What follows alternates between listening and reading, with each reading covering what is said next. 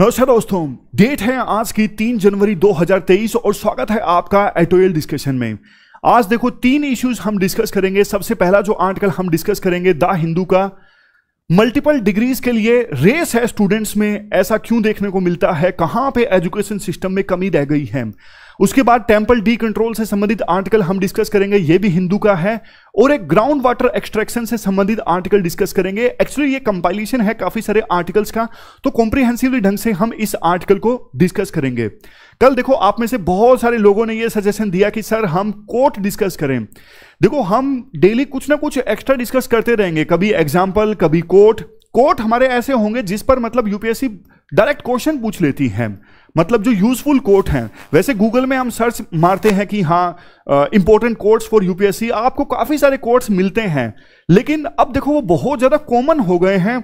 हम ऐसे quotes discuss करेंगे जिन पे या तो यूपीएससी डायरेक्ट क्वेश्चन पूछ सकती है या फिर जिनको आप यूज कर सकते हो अपने आंसर्स में।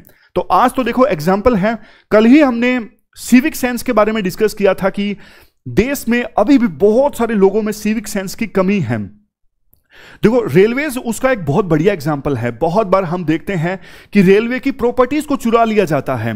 मतलब बहुत कम देश ऐसे होंगे जहां पर देखो वॉशरूम में जो डब्बा है उसे भी बांध के रखा जाता है। इवन बहुत बार ऐसी खबरें आती हैं कि बेडशीट्स जो हैं वो चुरा ली गई हैं। अब देखो ये भी एक सिविक सेंस का खराब एग्जाम्पल है कि अभी वंदे भारत ट्रेन लॉन्च हुई थी वेस्ट बंगाल में, जहां पे पत्थर मारे गए। देखो इस चीज को ना आप किसी एक स्टेट से रिलेट नहीं कर सकते।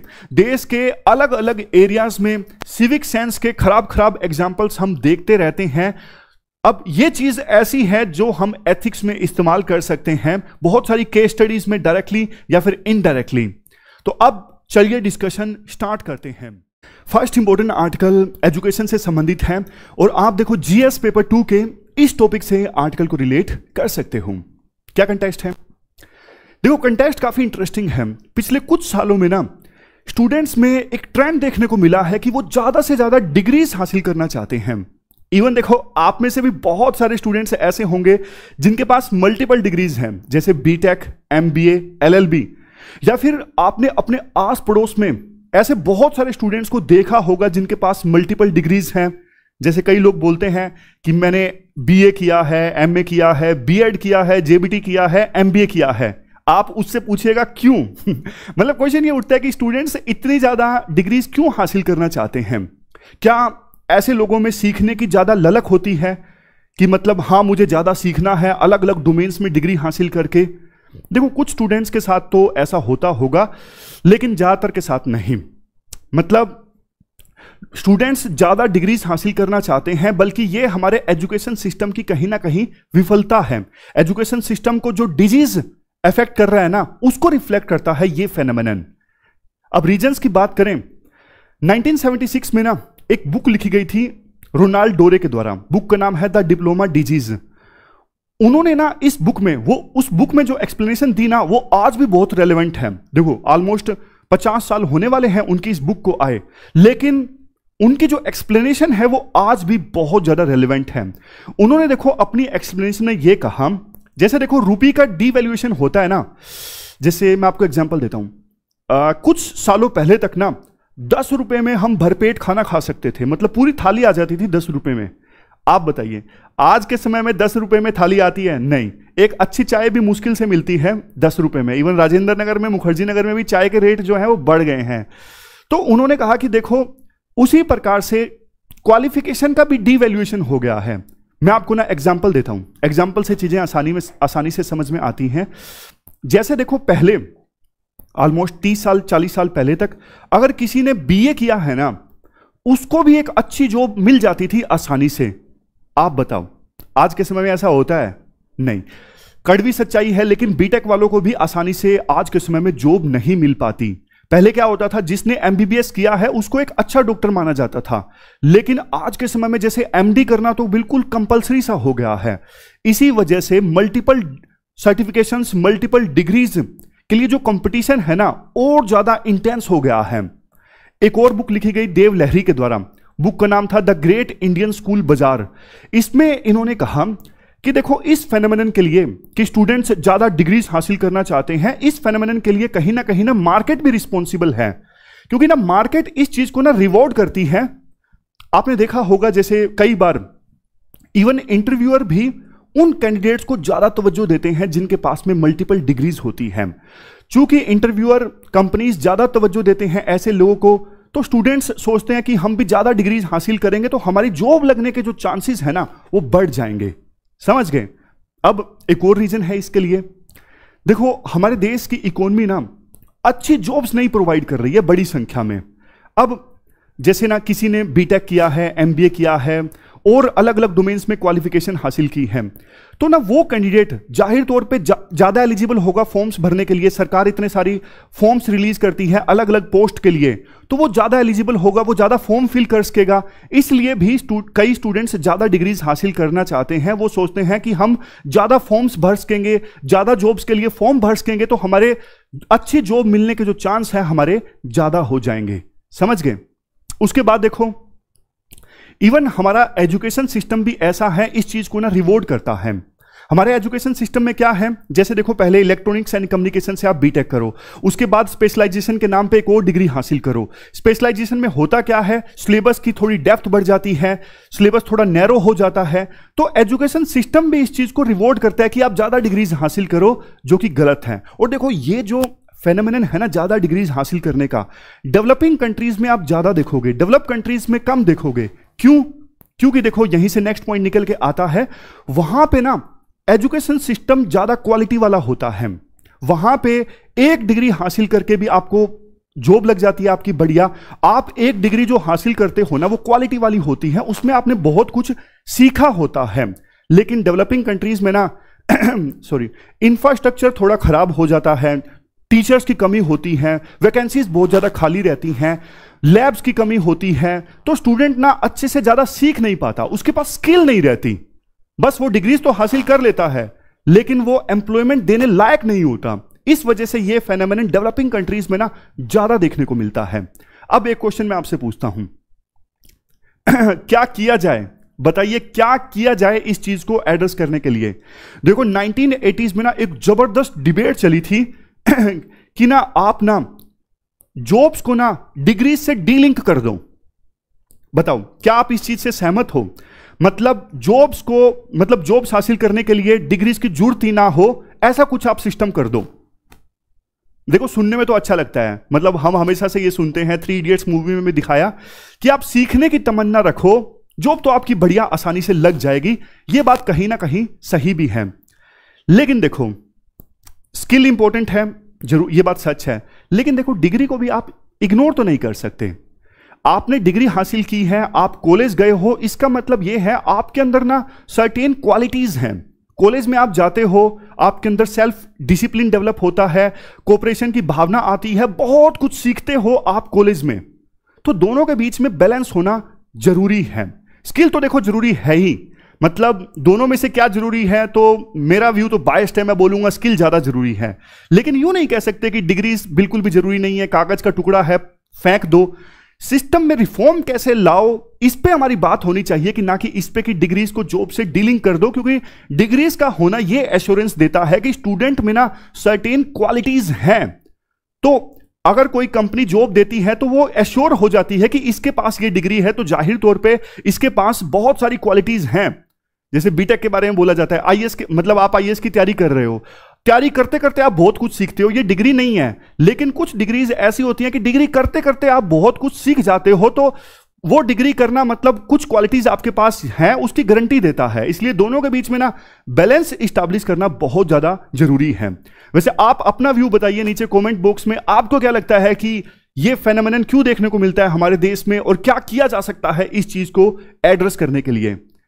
वैसे देखो आपको एक और इंटरेस्टिंग चीज बताता हूं, हमारे देश में सबसे ज्यादा क्वालिफाइड पर्सन कौन है, मतलब सबसे ज्यादा डिग्रीज वाला पर्सन कौन है, जिसका नाम लिम्का बुक ऑफ रिकॉर्ड में भी आता है। ये यूपीएससी नहीं पूछने वाली है, बस ये एक इंटरेस्टिंग सा फैक्ट है, मेरे सामने आया तो आपको बताता हूं। ये हैं श्रीकांत जिचकर, इनके पास देखो बहुत सारी डिग्रीज थी। मतलब ये वो पर्सन नहीं है जिन्होंने जॉब के लिए इतनी सारी डिग्रीज हासिल की। इन्होंने देखो इवन पहले अटेम्प्ट में आईपीएस हासिल किया, उसके बाद इनको आईएएस भी मिला, लेकिन 4 साल की सर्विस के बाद इन्होंने इवन आईएएस को भी छोड़ दिया था। फिर ये महाराष्ट्र असेंबली में विधायक चुने गए, महाराष्ट्र लेजिस्लेटिव काउंसिल के भी मेंबर बने, मंत्री बने, बाद में राज्यसभा के भी मेंबर बने। बहुत छोटी उम्र में 51 ईयर्स की एज में इनका एक्सीडेंट की वजह से इनकी डेथ हो गई थी। लेकिन अब मैं डिग्रीज और स्किल वाले पे रिसर्च कर रहा था, तब इनकी प्रोफाइल सामने आई। हालांकि पहले भी मैंने इनके बारे में पढ़ा था, तो मुझे लगा कि जिनको नहीं पता है उनको थोड़ा सा बताता हूं। देखो, एक और फेनोमेनन है लास्ट में, मतलब इस आर्टिकल को डिस्कस करना हम बंद करें उससे पहले लास्ट पॉइंट है, एक और फेनोमेनन है क्रेग जेफरी। इन्होंने ना एक टर्म दी थी पॉलिटिक्स ऑफ वेटिंग। ये पॉलिटिक्स ऑफ वेटिंग क्या है? देखो, हम लोग ना बहुत सी चीजों के लिए वेट करते हैं। नॉर्मल सा देखो, हम इवन किसी चीज के लिए लाइन में लगते हैं। फॉर एग्जांपल, रेलवे टिकट हासिल करने के लिए लाइन में लगते हैं, इवन क्लासरूम में जाने के लिए भी हम लाइन में लगते हैं। तो लाइन में लगना नॉर्मल है, किसी चीज के लिए वेट करना नॉर्मल है। लेकिन ना क्रेग जेफरी, इन्होंने ना स्पेशल आर्टिकल लिखा था कि डेवलपिंग कंट्रीज में, जैसे इंडिया में जो ये फेनोमेनन है ना कि स्टूडेंट्स यानी यूथ इतने सालों तक वेट करते हैं अपने गोल को अचीव करने के लिए। जैसे देखो, जॉब हासिल करने के लिए, इवन जो यूपीएससी एस्पायरेंट्स हैं वो भी देखो इसी कैटेगरी में आते हैं कि वो सालों साल लगा देते हैं जॉब हासिल करने के लिए। तो इस फेनोमेनन को नाम देते हैं Craig Jeffrey politics of waiting. इससे देखो देश को नुकसान बहुत होता है। मतलब ये चीज थोड़ी ऐसी हैं कि कड़वी लगती हैं, लेकिन ना जब यूथ देखो 10-10, 7-7, 8-8 साल लगा देता है एक जॉब हासिल करने के लिए, तो सोच के देखिए कितना ह्यूमन रिसोर्स का वेस्टेज होता है देश के लिए। देखो, मैं हमेशा आपको बोलता हूं, आप इस एग्जाम की तैयारी कर रहे हो, आप अपना बेस्ट दीजिए। मतलब आप छोटे नोट्स बनाइए, जो स्ट्रेटजी आप अपना रहे हो उसमें आप अपना बेस्ट दीजिए, नोट्स तैयार कीजिए। फिर 3 साल के बाद ना आप प्लान बी पर चलना स्टार्ट कीजिए। बहुत सारे साल इस एग्जाम में आप वेस्ट मत कीजिए। यूपीएससी भी यही चाहती है कि जो ऐसा ना हो कि जो एस्पायरेंट्स हैं वो 24 घंटे 7 दिन 365 दिन इसी एग्जाम की तैयारी करें। तभी तो उन्होंने एग्जाम का पैटर्न ना बहुत ज्यादा अनसर्टेन बना दिया है कि ताकि उन लोगों को एडवांटेज कम किया जा सके जो पूरा डेडिकेटेड होके और कुछ नहीं कर रहे हैं, सिर्फ इस एग्जाम की तैयारी कर रहे हैं। क्वेश्चन ऐसे प्री में आपने देखा होगा रैंडम पूछे जाते हैं कि डेडिकेटेड होके जो पूरा टाइम जो तैयारी करते हैं उनका एडवांटेज कम हो जाता है। इतने रैंडम फैक्ट वो पूछते हैं। सिर्फ यूपीएससी वो रैंडम फैक्ट इसीलिए पूछती है क्योंकि पूरा टाइम तैयारी करने वालों को थोड़ा डिस्करेज किया जा सके। लेकिन देखो, आप डिस्करेज मत होइएगा, आप अपना बेस्ट दीजिए इस एग्जाम के लिए। लेकिन 3 साल की तैयारी के बाद प्लान बी को जरूर ऑप्ट कीजिए। मतलब कुछ ना कुछ सोचिए कि अब 3 साल हो गए, मैंने अपना बेस्ट दे दिया है, तो साथ के साथ मैं तैयारी करूंगा, छोड़ूंगा नहीं जब तक लक्ष्य हासिल नहीं करूंगा। लेकिन उसके साथ मैंने कुछ भी और कर रहा हूं, कुछ भी और सोच रहा हूं, यह भी आप जरूर इसको प्रैक्टिस कीजिएगा, इसके बारे में सोचिएगा। इसके बाद देखो, नेक्स्ट जो इंपॉर्टेंट आर्टिकल है ना, वो ग्राउंड वाटर एक्सट्रैक्शन से संबंधित है और आप जीएस पेपर 3 के इस टॉपिक से आर्टिकल को रिलेट कर सकते हो। क्या कंटेक्स्ट है? देखो, ये जो टॉपिक है ना, एवरग्रीन टॉपिक है। मतलब कुछ समय के बाद आप इस टॉपिक को न्यूज में देखते हो, ग्राउंड वाटर एक्सट्रैक्शन, क्योंकि ये बर्निंग समस्या है। ना सिर्फ इंडिया को, पूरे वर्ल्ड को ये जो प्रॉब्लम है ना वो तंग कर रही है। मतलब आने वाले सालों में और ज्यादा काफी नेगेटिव इंपैक्ट इस चीज का देखने को मिलेगा। अभी ना दिसंबर के महीने में एक UN water summit on ground water organise हुआ था पेरिस में, फ्रांस में, जहां पर ग्राउंड वाटर एक्सट्रैक्शन के बारे में चर्चा हुई, ग्राउंड वाटर डिप्लीट जो हो रहा है ना, इस पे चर्चा हुई। वैसे देखो, एक दुखद बात यह भी है कि पूरे वर्ल्ड में जहां पे ग्राउंड वाटर सबसे ज्यादा डिप्लीट हो रहा है ना, ग्राउंड वाटर का लेवल सबसे ज्यादा कम हो रहा है, हमारा नॉर्थ इंडिया उसमें सबसे ऊपर है। यानी सबसे तेजी से ग्राउंड वाटर का लेवल कम हो रहा है हमारे देश के नॉर्थ इंडिया में। और खास करके देखो, पंजाब, हरियाणा, राजस्थान, इन राज्यों में ना समस्या और भी ज्यादा गंभीर है। यूं कहा जा रहा है 2025 आते आते इन 3 राज्यों के किसानों को ग्राउंड वाटर डिप्लीशन का सामना और भी ज्यादा इंटेंसिवली करना पड़ेगा। मतलब खेती करने के लिए ग्राउंड वाटर बहुत मुश्किल से मिलेगा, ऐसा देखने को मिल सकता है 2025 आते आते। सेंट्रल ग्राउंड वाटर बोर्ड का कहना है कि हमारे देश में टोटल जितना वाटर यूज होता है ना, उसमें से 70% तो देखो ग्राउंड वाटर होता है। इसके अलावा यूनेस्को की वर्ल्ड वाटर डेवलपमेंट रिपोर्ट ये कहती है इंडिया उन देशों में शामिल उन देशों की लिस्ट में सबसे ऊपर आता है जो ग्राउंड वाटर को एक्सट्रैक्ट करते हैं, यानी इंडिया सबसे ज्यादा ग्राउंड वाटर को एक्सट्रैक्ट करता है। अब देखो क्वेश्चन ये उठता है कि ग्राउंड वाटर क्यों डिप्लीट हो रहा है। बहुत सारे रीजंस हैं इसके।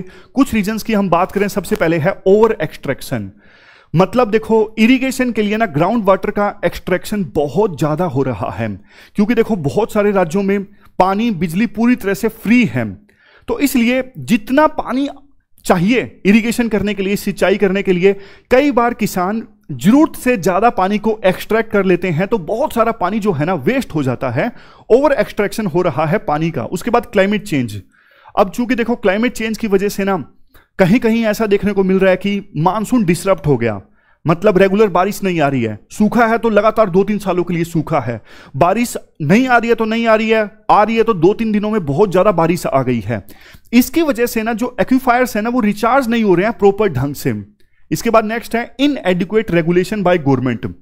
वैसे देखो सेंट्रल ग्राउंड वाटर बोर्ड ने हाल ही में मतलब 2020 के आसपास गाइडलाइंस रिलीज की थी ग्राउंड वाटर के एक्सट्रैक्शन से संबंधित, लेकिन अब वो गाइडलाइंस इनफ नहीं है ग्राउंड वाटर के एक्सट्रैक्शन को रोकने के लिए। तो सरकार को ना उचित कदम उठाने की आवश्यकता है, थोड़ा अपना स्टैंड स्ट्रिक्ट करने की आवश्यकता है, ग्राउंड वाटर के ओवर एक्सट्रैक्शन को रोका जा सके।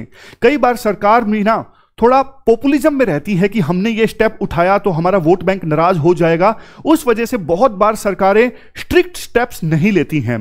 नेक्स्ट है इंक्रीज डिमांड फॉर वाटर।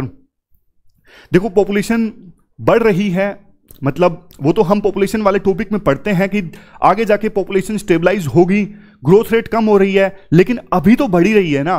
तो पॉपुलेशन बढ़ रही है, इस वजह से डोमेस्टिक डिमांड भी जो है ना पानी की बढ़ती जा रही है। और जैसा हमने पिछली स्लाइड में डिस्कस किया, जितना पानी देश में यूज होता है उसमें से 70% तो ग्राउंड वाटर होता है।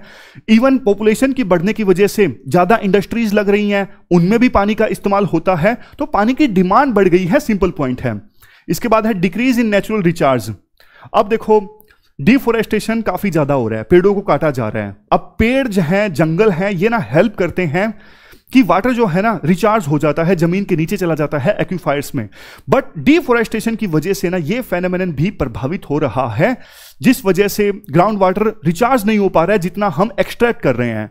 तो ये हमने कुछ पॉइंट्स डिस्कस किए क्यों ग्राउंड वाटर का जो लेवल है काफी तेजी से कम हो रहा है।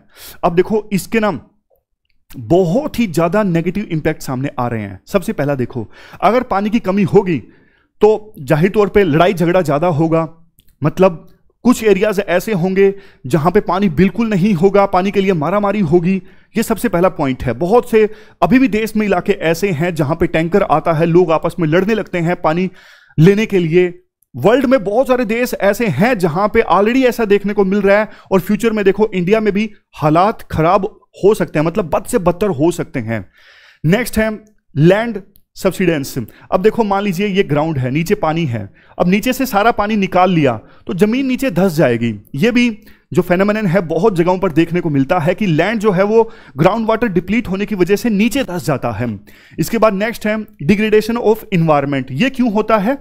अब देखो मान लीजिए ये कोस्टल एरिया है, कोस्टल एरिया में नीचे से आपने पानी निकाल लिया, यहां पे समुद्र है, तो समुद्र वाला जो सोल्टी वाटर है ना वो आ जाता है जमीन के नीचे, तो थोड़ा बहुत जो साफ पानी बचा होता है ना वो भी कंटामिनेट हो जाता है। तो ये फेनोमेनन कोस्टल एरियाज में ज्यादा देखने को मिलता है। उसके बाद इकोनॉमिक इंपैक्ट। अब देखो मान लीजिए किसी सिटी में, दिल्ली में पानी की कमी हो गई, अब वहां पे ऑलरेडी इतनी सारी इंडस्ट्रीज हैं जिनके चलने के लिए पानी की आवश्यकता है।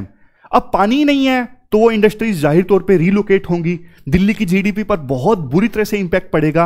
अगर अभी तो हमने इसे सिर्फ दिल्ली के संदर्भ में देखा, पूरे देश के संदर्भ में देखिए, पानी की कमी की वजह से इकोनॉमी बुरी तरह से प्रभावित होती है, जीडीपी श्रिंक करती है। नेक्स्ट है negative impact on human life. देखो जो वर्ल्ड क्वालिटी वाटर वाला इंडेक्स है ना, जिसका नाम क्या है, ये वाटर क्वालिटी इंडेक्स, इसमें इंडिया का स्थान कितना है? 120 आउट ऑफ 122। ऑलरेडी इंडिया का इतना खराब स्थान है कि इंडिया में क्वालिटी वाटर की कमी है। 2 लाख लोग हर साल इंडिया में उनकी डेथ हो जाती है पोल्यूटेड वाटर के पीने की वजह से। तो मतलब देखो ह्यूमन लाइफ पर भी काफी नेगेटिव इंपैक्ट पड़ता है अगर पानी नहीं मिल रहा है या फिर पानी साफ नहीं मिल रहा है इन चीजों की वजह से। अब लास्ट में बारी आती है सॉल्यूशंस की, क्या किया जाए। देखो बहुत सारे स्टेप्स सरकार के द्वारा उठाए जा सकते हैं। सबसे पहले तो है रिस्ट्रिक्शंस लगाई जाए, खास करके वो एरियाज जहां पे ऑलरेडी ग्राउंड वाटर का लेवल बहुत कम जा चुका है ना, क्रिटिकल जोन, डार्क जोन, वहां पे ग्राउंड वाटर के एक्सट्रैक्शन पर आप रिस्ट्रिक्शंस लगाना स्टार्ट करो। आप कैप लगाना स्टार्ट करो कि आप इससे ज्यादा ग्राउंड वाटर एक्सट्रैक्ट नहीं कर सकते। लेकिन जैसे मैंने पहले आपको बताया कि सरकार देखो स्ट्रिक्ट स्टेप्स लेने में अभी भी हिचकिचा रही है। उसके बाद टेक्नोलॉजी का इस्तेमाल कीजिए आप एक्विफायर्स को की मैपिंग करने में, मतलब टेक्नोलॉजी का इस्तेमाल कीजिए जिसकी सहायता से ना आसानी से पता लगाया जा सके कौन से एरिया में कितना ग्राउंड वाटर मौजूद है, ताकि फिर उसी के हिसाब से फर्दर एक्शन लिया जा सके। उसके बाद नेक्स्ट है माइक्रो इरिगेशन टेक्निक्स को प्रमोट किया जाए। जैसे देखो ड्रिप इरिगेशन है, ड्रिप इरिगेशन जैसी टेक्निक्स जो होती है ना, इनमें पानी का यूज कम होता है, अंधाधुंध पानी का इस्तेमाल नहीं होता। जैसे ट्यूबवेल से पानी आया जा रहा है, मतलब जरूरत से ज्यादा पानी एक्सट्रैक्ट कर लेते हैं जब हम ट्यूबवेल वगैरह का इस्तेमाल करते हैं। लेकिन ड्रिप इरिगेशन जैसी जो टेक्निक्स है ना, इससे पानी वेस्ट होता है ना, उस फेनोमेनन को रोका जा सकता है। उसके बाद ट्रेडिशनल मेथड से, जैसे बाउली वगैरह होती हैं पुराने समय में जिनकी सहायता से पानी को कंजर्व किया जाता था, बावड़ी वगैरह, उनका इस्तेमाल हो सकता है। और सबसे लास्ट में artificial recharge of tube wells, water को रीयूज किया जाए। देखो इजराइल में ना 90% जो वाटर यूज होता है ना, उसे रिसाइकल कर लिया जाता है।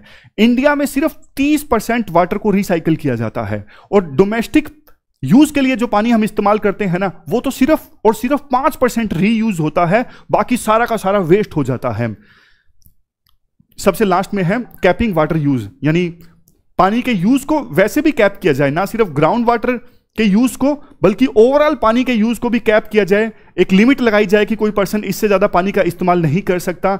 ऐसे देखो अगर पानी को बचाना है, पानी के बिना देखो जिंदगी नहीं है। अब ये चीज बताने लायक नहीं है आपको इस आर्टिकल में, आप सब समझदार हो, तो मतलब पानी के बिना कोई लाइफ नहीं है। सरकार को इस पर स्ट्रिक्ट स्टैंड लेने होंगे। आमतौर पर क्या होता है कि जैसे सरकारें ना 5 साल के लिए चुनी जाती हैं, तो ना वो छोड़ देती हैं इन चीजों को। उनको लगता है कि यार आने वाली सरकारें देखेंगे, हमें तो अपने 5 साल का देखना है।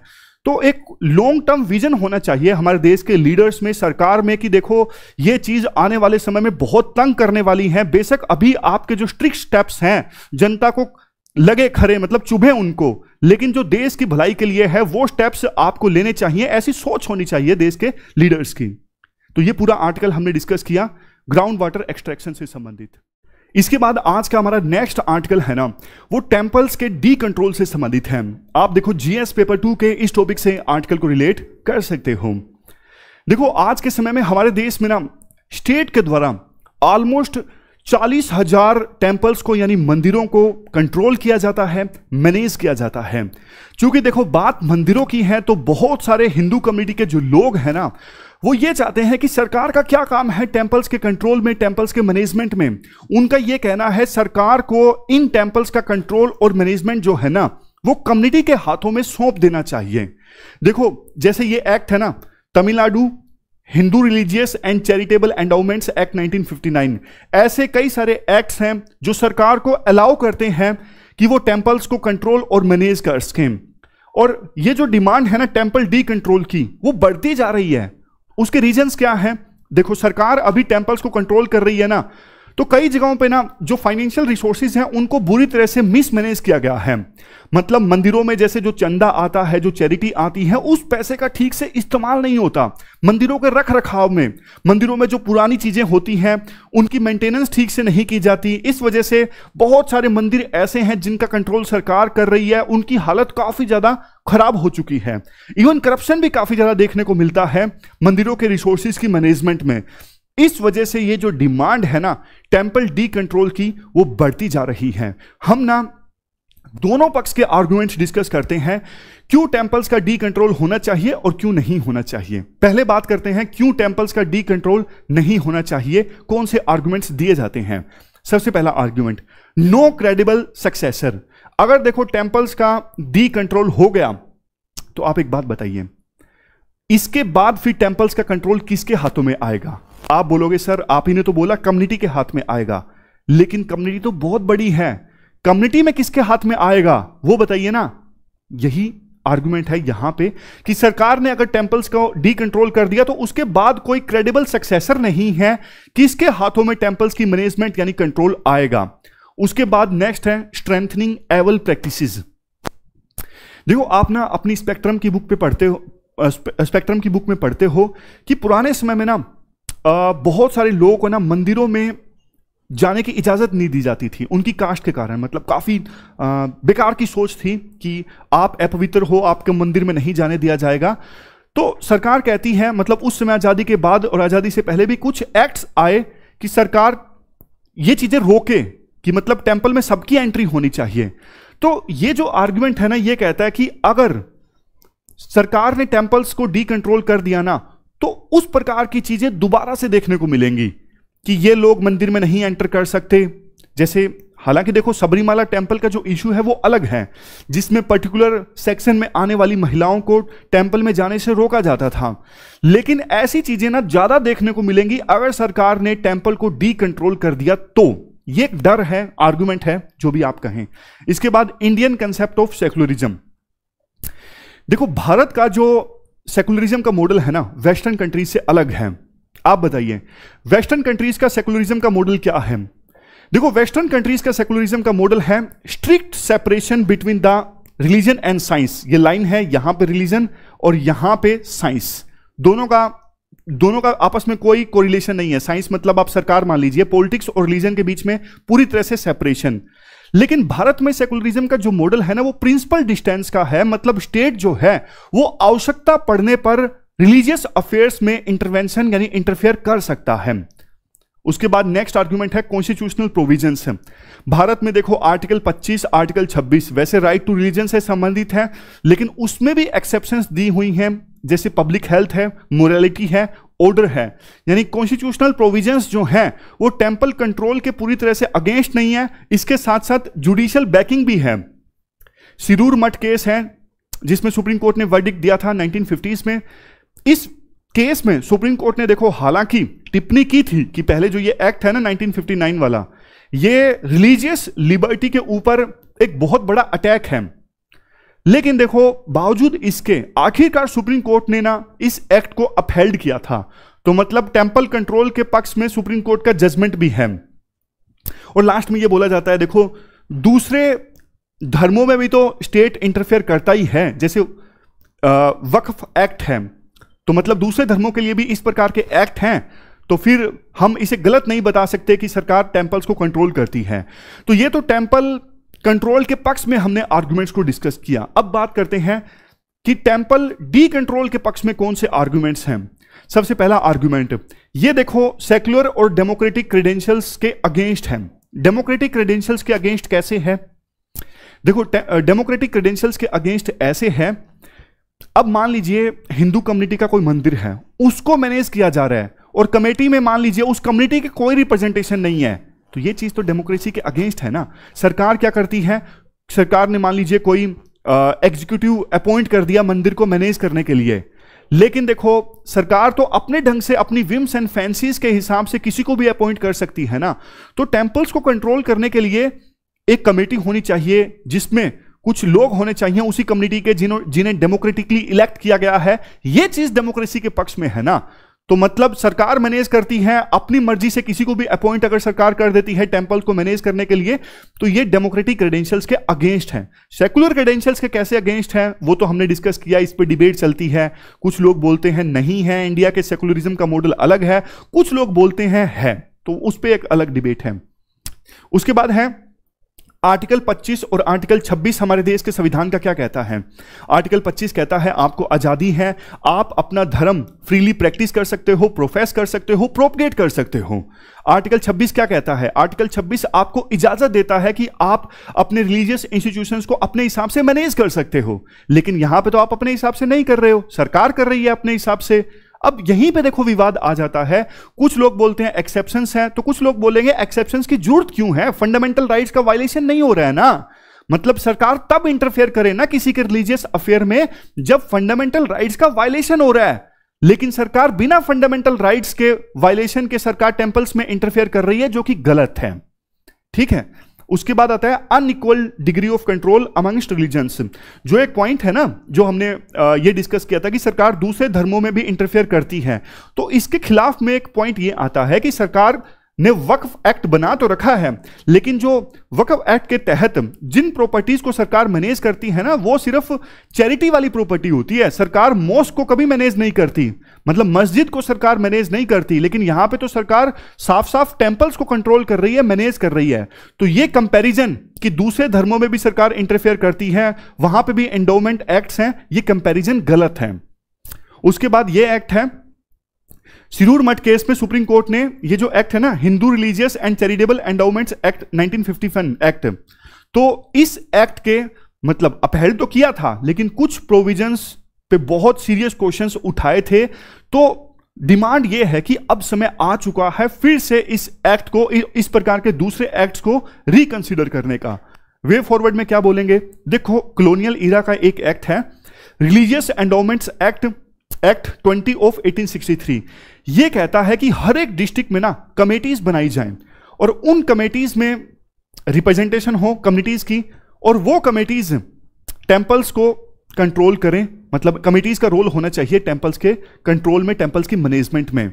तो अब देखो ये जो एक्ट है ना, सभी रिलीजियस इंस्टीट्यूशंस के लिए अप्लाई होना चाहिए, और एक्ट ये भी इंश्योर करें कि कम्युनिटीज की प्रॉपर रिप्रेजेंटेशन हो, कमेटीज में कम्युनिटीज की प्रॉपर रिप्रेजेंटेशन हो। तब इस प्रकार की जब कमेटीज टेंपल्स को कंट्रोल करेंगी, इनका रोल होगा ना, तो फिर इस प्रकार की डिमांड को एड्रेस किया जा सकता है, शांत किया जा सकता है। तो ये पूरा हमने इशू डिस्कस किया टेंपल्स के कंट्रोल से संबंधित, और ये रही हमारी आज की डिस्कशन थी।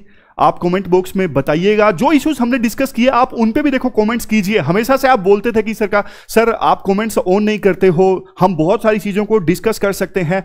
देखो कमेंट्स इसलिए बंद रहते हैं क्योंकि ना बहुत सारी एक्स्ट्रा चीजों पे खामखा मतलब टाइम वेस्ट करते हैं कुछ स्टूडेंट्स। अगर देखो कमेंट बॉक्स में हेल्दी डिबेट होती है, कुछ अलग तरह के व्यू पॉइंट्स निकल के आते हैं, कुछ सीखने को मिलता है, तब तो देखो कमेंट्स ऑन किए जा सकते हैं।